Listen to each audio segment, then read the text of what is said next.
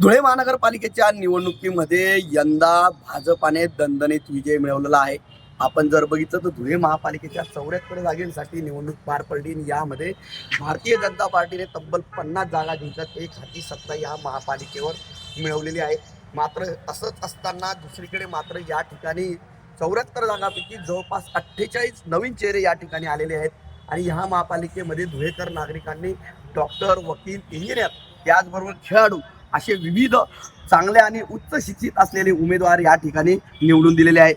यामध्ये वकिलांचा देखील समावेश आहे आणि काही निवृत्त पोलीस कर्मचाऱ्यांचा देखील समावेश आहे. त्यामुळे या धुळे महानगरपालिकेच्या निवडणुकीमध्ये या भागातल्या सर्व नागरिकांनी एक चांगल्या पद्धतीचे उच्च शिक्षित उमेदवार निवडून दिल्यामुळे आता खऱ्या अर्थाने या ठिकाणच्या विकास कामं नेमके कसे होतील हे पाहणं महत्त्वाचं ठरणार आहे. कारण उच्च शिक्षित खेळाडू असतील, वकील असतील, डॉक्टर असतील, इंजिनियर असतील, अभियंते असतील अशा पद्धतीचे विविध तरुण चेहरे या ठिकाणी देण्यात आलेले आहेत. त्यांची संख्या जवळपास 48 आहे. त्यामुळे धुळेकर नागरिकांकडून आता या संदर्भात आता विकासाची अपेक्षा व्यक्त होत आहे.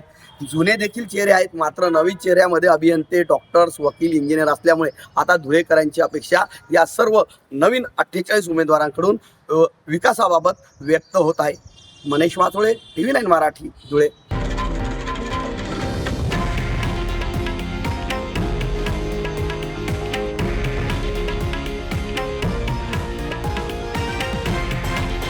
हे आहे देशातील नंबर 1 न्यूज नेटवर्क आणि आपण पाहत आहात TV9 मराठी, एकमेव.